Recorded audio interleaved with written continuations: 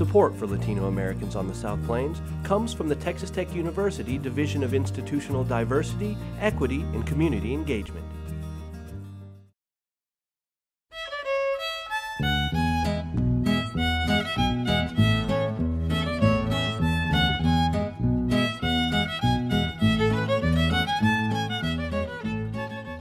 Well, I was born in Kingsville, Texas, a few years ago, and then when I was a year old, my dad and my mom, they moved to Lockney. They were migrating, they were working the fields, and I was a year old, and that year they decided to stay in West Texas, so they stayed in Lockney.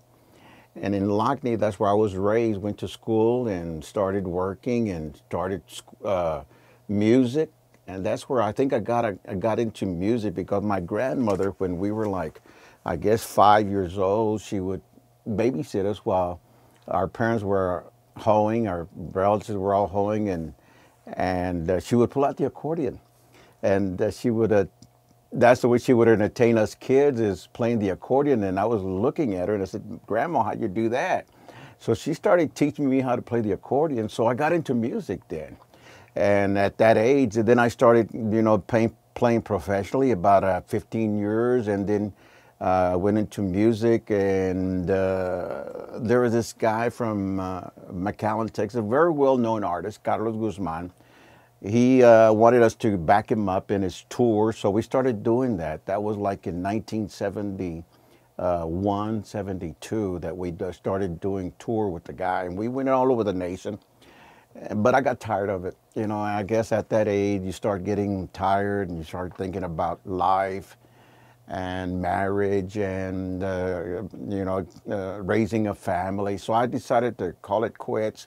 Went into radio. And I went into radio in 1973 in Plainview, and was there for about 10, 11 years, and then decided to move to Lubbock, came to Lubbock, and started radio here. And like I said, I think it was like in 1983 that I came here and started working radio.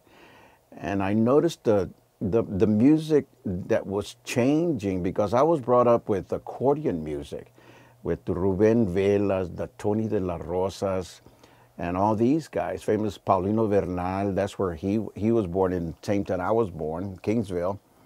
But they had great music. That's what it was, is all accordion.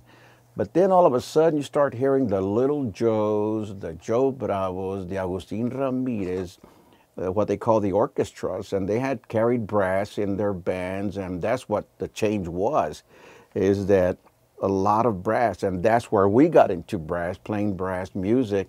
And I noticed that here in Lubbock, that's all there was. Well, not all. Most of the bands were brass bands.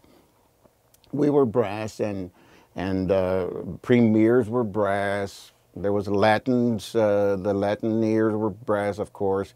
And we started doing the brass scene, and we started liking it, and that's what it was mainly. And there was still conjuntos. The conjuntos are the accordions, and there was a lot of them that they were still playing the conjunto, but a lot of brass was in the scene at that time, and that's where I think we came in, as playing brass music. We went to record, and I noticed that that's the kind of music that radio stations were playing, and up to date, they're still playing a lot of brass bands, but now they have involved keyboards. And still, the accordion is still there and still popular.